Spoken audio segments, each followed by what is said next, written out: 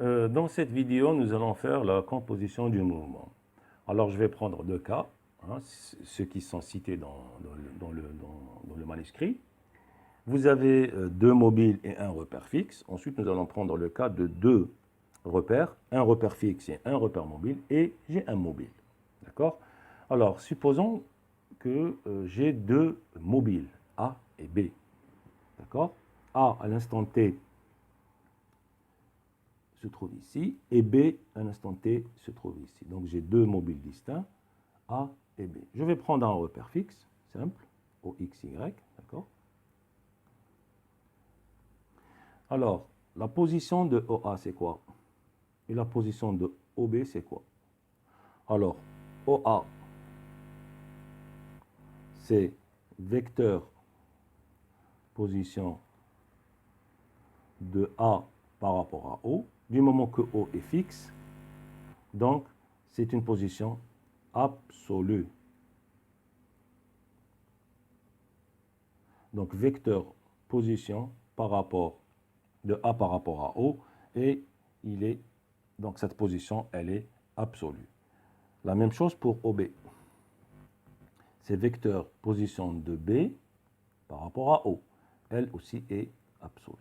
D'accord? Donc c'est une position absolue.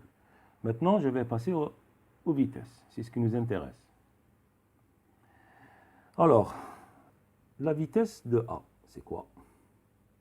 C'est D de OA sur dt. Donc ici, c'est la vitesse absolue aussi.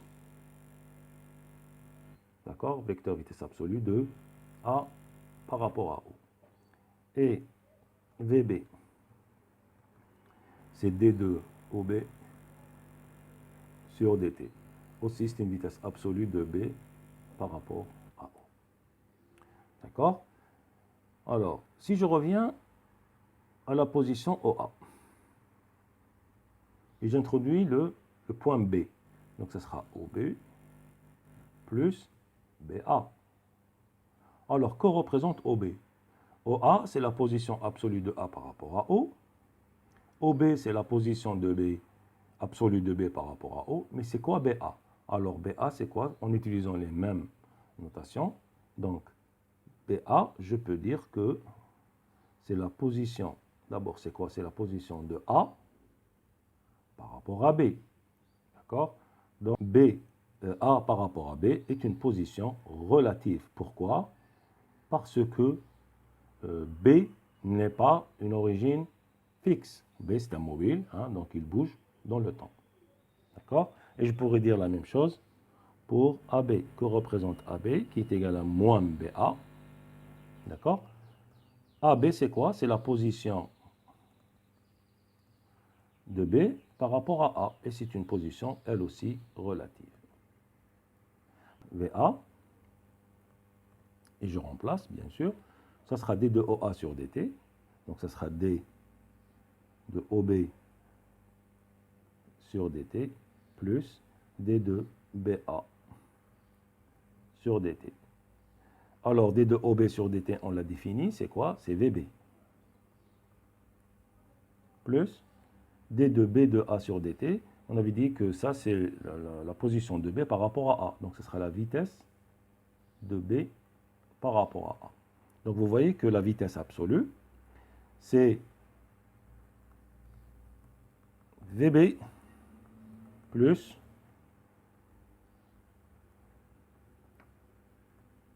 V de B par rapport à A. Alors, V par rapport à A, c'est quoi?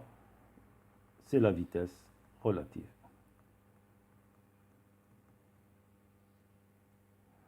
D'accord? Et comme vous voyez, V de B par rapport à A est égal à moins de V de A par rapport à B. Il suffit de voir ici. D'accord? Donc VA, conclusion. Donc VA moins VB égale à V de B par rapport à A. Donc voilà la relation entre la vitesse relative de B par rapport à A et les vitesses absolues de A et de B. Et je peux écrire la même chose. Hein. V de B moins VA, ça sera quoi? Ça sera V de A par rapport à B et ça sera la vitesse relative de A par rapport à B qui est égale bien sûr moins V de B par rapport à A. C'est pour cette raison que lorsque vous êtes dans l'autoroute, si vous remarquez que lorsque vous êtes dans le même sens, vous avez l'impression que celui qui vous double à gauche ou bien à droite, hein, vous avez l'impression qu'il vous dépasse avec une vitesse qui n'est pas très grande. Pourquoi? Parce que vous avez la différence des vitesses. Vous êtes tous les deux dans le même sens. Par contre, si vous regardez de l'autre côté, les voitures qui vont dans le sens opposé, vous avez l'impression qu'ils passent avec des vitesses très importantes. Pourquoi? Parce que les vitesses s'additionnent. C'est la même chose dans un train. Lorsque vous êtes dans un train et vous voyez le train qui vient de l'autre voie, dans le sens opposé, vous avez l'impression qu'il passe avec une vitesse tellement très grande. Pourquoi? Parce que les deux vitesses s'additionnent. Donc faites très attention, lorsque deux mobiles sont dans le même sens, la différence des vitesses, c'est-à-dire la vitesse relative, c'est la différence des deux vitesses. Maintenant, lorsque deux mobiles vont dans deux sens opposés, c'est l'addition des vitesses. Mais d'une manière générale, faites très très attention lorsque vous êtes par exemple dans une plage, c'est là au moins que et vous nagez dans l'eau, hein, là vous n'êtes pas c'est-à-dire vous n'êtes pas dans le même sens, mais vous pouvez avoir le courant de l'eau qui est dans un sens, vous nagez dans un autre sens, et puis voilà. Donc vous avez ce qu'on appelle des courants de dérive, hein, hein. Et à ce moment-là, votre vitesse relative peut avoir une direction tout à fait différente, celle de l'eau et celle de la vitesse de votre nage. Considérons un mobile et deux repères.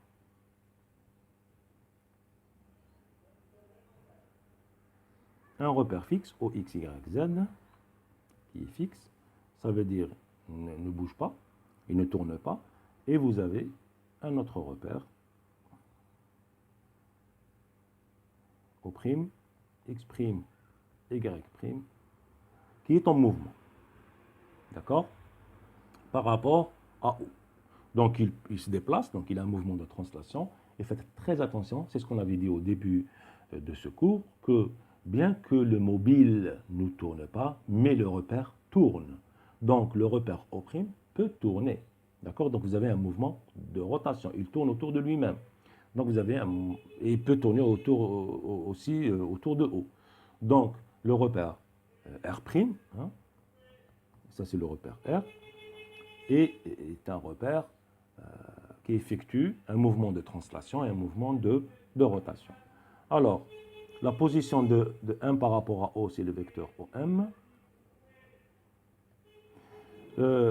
La position de O' par rapport à O, c'est le vecteur OO'. Et la position de M dans le repère O', c'est le vecteur O'M. D'accord? Alors, O'M, c'est la position relative, parce que c'est un repère mobile. Par contre, OM est une position absolue. Vous allez me poser la question, monsieur, que représente la position OO'? Eh bien, c'est une position d'entraînement. D'accord? Parce que votre mobile O', pardon, votre repère O', il effectue un mouvement d'entraînement par rapport à O. Alors, on va définir toutes ces grandeurs-là. Donc, OM, qu'est-ce qu'il représente? OM, c'est la position absolue. O'M, qu'est-ce qu'elle représente? C'est la position relative. Et OO', c'est la position d'entraînement. D'accord? Et je répète, O' représente le repère mobile. Donc il a un mouvement de translation et il peut avoir aussi un mouvement de rotation. Il peut tourner autour de lui-même. D'accord? C'est très important cette notion de rotation de votre mobile, de votre repère mobile. Maintenant, nous allons déterminer la relation entre les différentes positions qu'on a déterminées. Donc OM, en introduisant le point O', ça sera O' plus O'M. Donc, la position absolue, c'est la somme de la position d'entraînement, que je vais appeler RE, plus la position relative, d'accord, qu'on va appeler RR. Donc, vous avez R, qui est absolu, est égal à RE, plus RR. D'accord? Alors, dérivons par rapport au temps pour déterminer la relation entre les différentes vitesses. Donc, j'ai d de OM sur dt, c'est la vitesse absolue. VA est égal à quoi? d de O' plus dt plus d de O'M sur dt. Donc ça, maintenant, ce qui est intéressant, c'est de développer d de O'M par rapport au temps, la dérivée. Alors, la vitesse absolue est égale à d de O'M sur dt plus, développons maintenant O'M. Je peux remplacer O'M par x' u de x' u' plus y' u de y' plus z' u de z'. D'accord? Alors, dérivant, nous allons obtenir d de O'M sur dt plus, qu'est-ce que je vais... ici, j'ai deux termes. N'oubliez pas que votre repère O'M est mobile. Ça veut dire que les vecteurs unitaires u de x', u de y' et u de z' tournent. D'accord? Alors, je vais commencer par dériver les vecteurs. Ici, j'ai deux termes. Donc, je vais commencer par dériver les vecteurs. Donc, ça sera x' d de u' sur dt plus y', et je vais laisser l'autre terme, d'accord, plus u de d de y' sur dt plus z' d de u de z' sur dt. D'accord? Ça, c'est le premier terme. Plus, je vais ajouter ce que j'ai laissé tout à l'heure. Donc, ça sera d de x' sur dt u de x' plus d de y' sur dt u de y' plus d de z' sur dt u de z'. D'accord? Maintenant, qu'est-ce qu'on va faire? Eh bien, si vous regardez bien, je peux écrire la vitesse comme étant la somme de trois termes. Alors, que représente chaque terme? Je vais commencer par celui que je connais. Et si vous avez dx', dy', dz', ça veut dire que c'est la vitesse relative. Ça veut dire que c'est la variation de la vitesse du mobile dans le repère O'. Donc ça, je vais l'appeler V de R. D'accord? Par contre, si vous regardez, pour les deux autres termes, qu'est-ce qu'ils concernent? Eh bien, ils concernent votre repère, pas le mobile.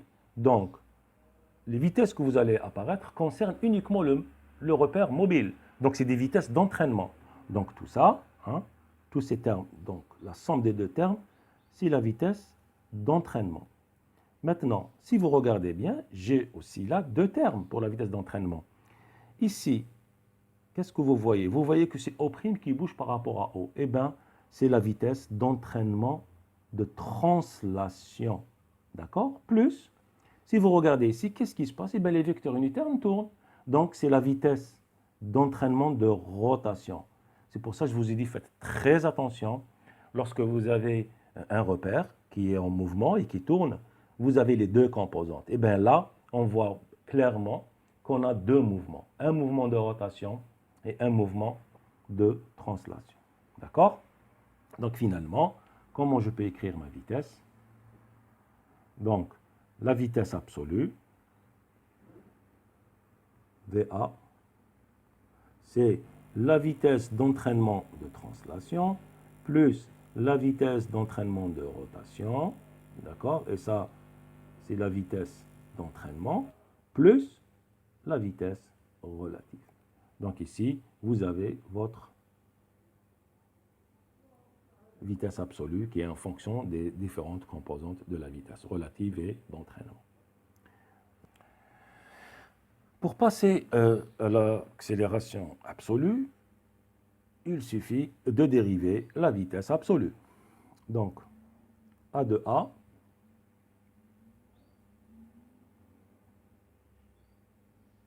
égale D de VA sur dt.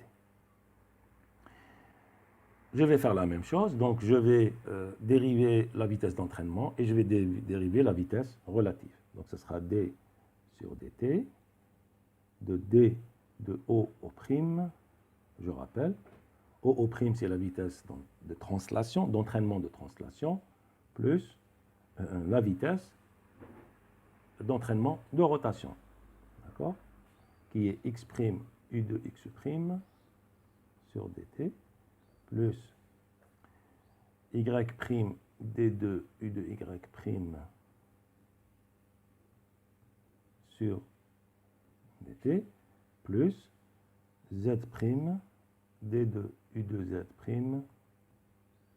sur dt. D'accord? Plus la dérivée de la vitesse relative. Donc d sur dt de d de x' sur dt et de x' plus d de y' sur dt et de y' plus d de z' sur dt et de z'. D'accord? Alors, continuons à dériver. Alors, je vais dériver. Donc, ça sera la deuxième dérivée de O au prime sur dt2, plus, ici j'ai deux termes. Alors, lorsque je dérive le vecteur unitaire, je le laisse en haut, et l'autre terme, je vais les laisser pour tout à l'heure. D'accord? Tout ce qui est en d de x'. Alors, qu'est-ce qu'on va obtenir? On va obtenir d'abord x' d2 et de x' sur dt. Je vais faire la même chose pour y, hein, ici. Donc, ce sera y' d de u de y' sur dt2, hein, au carré, à la deuxième dérivée, plus z' d2 de u de z' sur dt. D'accord? Ensuite, je vais ajouter la deuxième dérivée des vecteurs. Donc, ça sera d de x' sur dt fois d de x' sur dt plus d de y' sur dt de u de y' plus d de z' sur dt fois d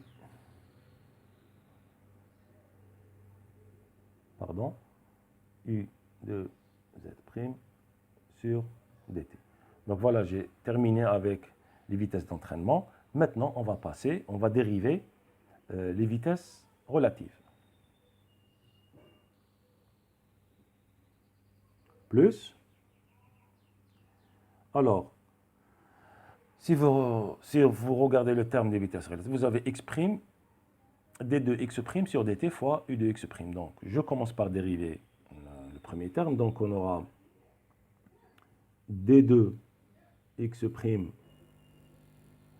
sur dt de u de x' plus d2, je vais faire la même chose, et je vais laisser l'autre terme pour tout à l'heure, d2 y' sur dt carré u de y' plus d2 de z' sur dt u de z'. D'accord?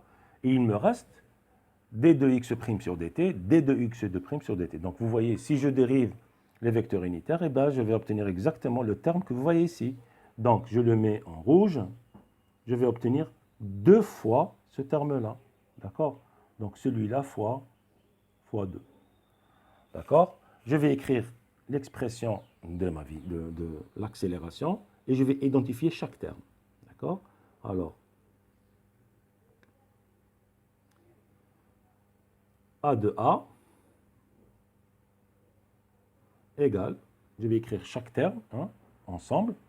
Alors, vous voyez ici, je reviens à ce que j'ai écrit ici. Donc, vous avez l'accélération d'entraînement qui comporte toujours deux termes. Donc, ça sera d2 O' sur dt2 plus x' d2 u de x' sur dt2 plus y' d2 y' sur un dt2 plus z' d2 u de z' sur dt2. Donc celui-là, je le mets entre parenthèses. Je peux l'identifier dès maintenant. Donc qu'est-ce que vous avez? Vous avez une accélération de translation, d'entraînement de translation, et vous avez une accélération d'entraînement de rotation, parce que vous avez le mobile, le repère mobile qui tourne et qui bouge par rapport à O. D'accord? Tout ça, c'est l'accélération d'entraînement. D'accord?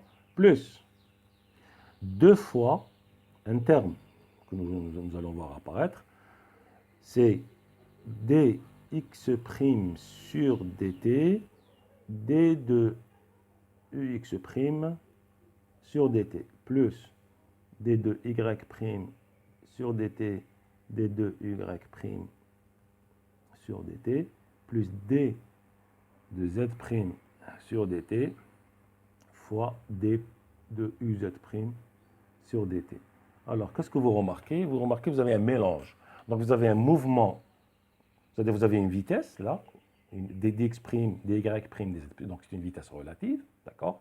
Donc, c'est une combinaison entre un mouvement de translation et vous avez les vecteurs unitaires qui tournent, qui concernent uniquement le mobile, le repère mobile.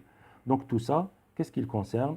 Il concerne la translation du repère mobile par rapport à O et la rotation du repère mobile autour de lui-même. Donc cette accélération est dite l'accélération de Coriolis. Elle a un nom, c'est AC. D'accord?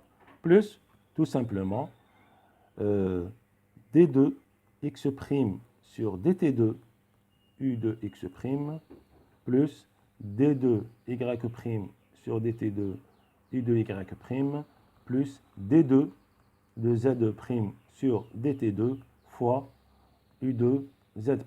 Et ça, qu'est-ce qu'elle représente? Eh bien, elle représente l'accélération relative. D'accord? Finalement, qu'est-ce qu'on a? On a la composition des accélérations, donc A absolu égale quoi? L'accélération d'entraînement de translation plus l'accélération d'entraînement de rotation. D'accord? Ça, c'est l'accélération tout simplement d'entraînement, plus l'accélération de Coriolis, plus l'accélération relative. Donc, AC, je le note ici, c'est l'accélération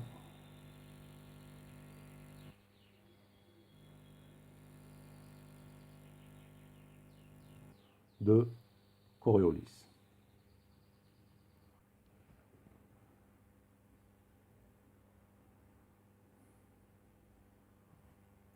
Maintenant, prenons le cas où le repère mobile ne tourne pas. Donc, si R'